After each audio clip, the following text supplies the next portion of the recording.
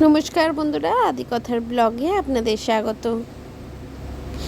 আজ বৃহস্পতিবার আর আজকের দিনটা একটু অন্যরকম, কেননা আজ আমার জন্মদিন।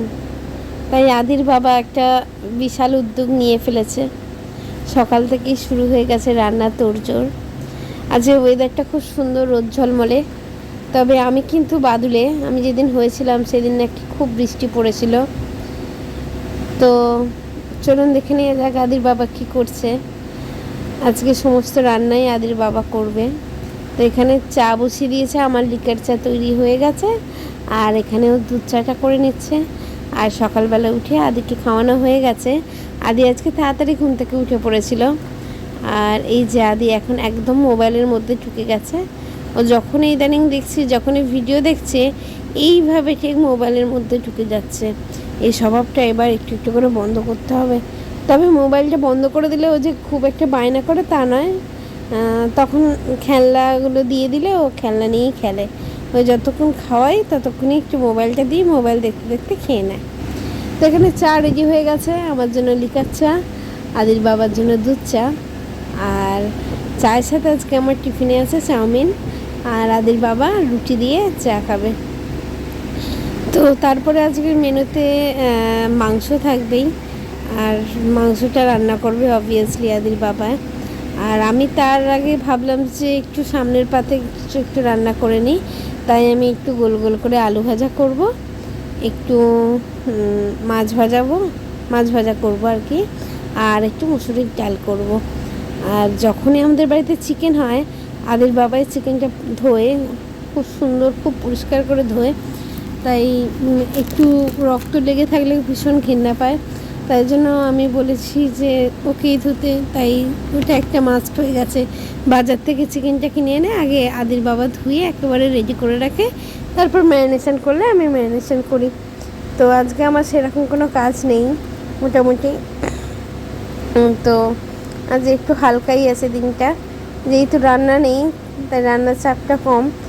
আর এদিকে আদির খাবারটাও রেডি হয়ে গেছে দুপুরের। এখন আমি আদিকে চানে বসিয়ে দিয়েছি। আর এগুলো কেটে রেডি করেই রেখেছিলাম, সেগুলো একটু একটু করে করব।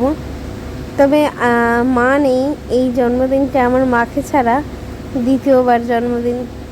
আজকের দিনটাতে বিশেষ করে মাকে প্রচণ্ড মিস করি।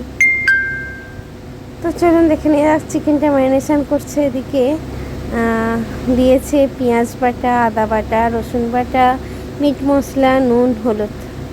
তো আদির বাবা যখনই কোনো রান্না করে নিজের মতন করে রান্না করে। আবার আমি যদি কিছু বলি সেটাও খুব একটা বেশি পছন্দ করে না, নিজের মতন করে করতেই পছন্দ করে। আর বলে যে রান্নাঘর থেকে চলে যেতে নিজের মতন করে করবে। তাই আমি তাড়াতাড়ি করে আমার কাজগুলো সেরে নিচ্ছি, তারপর রান্নাঘরটা ছেড়ে দেবো, নিজের মতো করে রান্না করে নেবে। তো আদির এবার ডাক পড়েছে, ওকে এবার চান থেকে তুলতে হবে। তবে এখনই উঠবে না, সঙ্গে সঙ্গে উঠতে চায় না। কিছুক্ষণ গিয়ে ওর সাথে আমাকে খেলতে হবে। ও আমাকে জল ছুড়বে আর আমি সেখানে লাফিয়ে লাফিয়ে পালিয়ে যাব, সেটা দেখে ভীষণ মজা পায়। সেটা একটু কিছুক্ষণ খেলার পর তারপর উনি চান থেকে ওঠেন। তা আমি মুসুর ডালটার জন্য একটু পেঁয়াজ আর একটু কাঁচা লঙ্কা ভেজে নেবো, দিয়ে মুসুর ডালটা চাপিয়ে দিলেই আমার রান্না রেডি। আর ওটা সুন্দর চাপা দিয়ে দেবো, ভাপে ভাপে হয়ে যাবে। আর তার মধ্যেই আমার আজকের যেটা কাজ, টুকটুককে পরিষ্কার করে নিলাম। টুকটুক মানে হচ্ছে আমাদের যে টিয়া পাখিটা থাকে না, ও। তো ওই পাখিটা ভীষণ মানে আমাকে ভালোবাসে। ছোটোবেলা থেকেই মানে আমি যবে থেকে বাড়িতে এসেছি তারপর থেকে আমার কোলে উঠে ঘোরা, আমাকে আদর করা, একমাত্র এই মুহূর্তে দাঁড়িয়ে আমাকেই করে। এর আগে আমার শ্বশুরকে আদর করতো। তারপরে যখন আমি প্রেগনেন্সিতে ও বাড়িতে ছিলাম তখন মাকেও খুব ভালোবেসে ফেলেছিল, মাকেও খুব আদর করতো। আসলে ওরাও বোঝে, যারা যত্ন করে তারাও, ও ঠিক তাদেরকে ততটাই ভালোবাসে।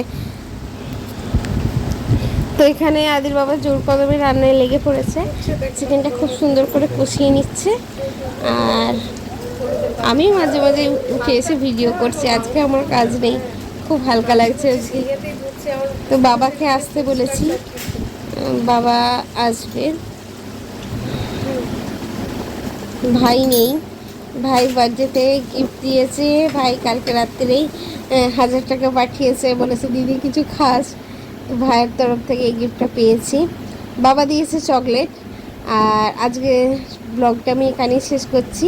শেষ করার আগে দেখিয়ে দিচ্ছি আজকে কী কী রান্না হয়েছে।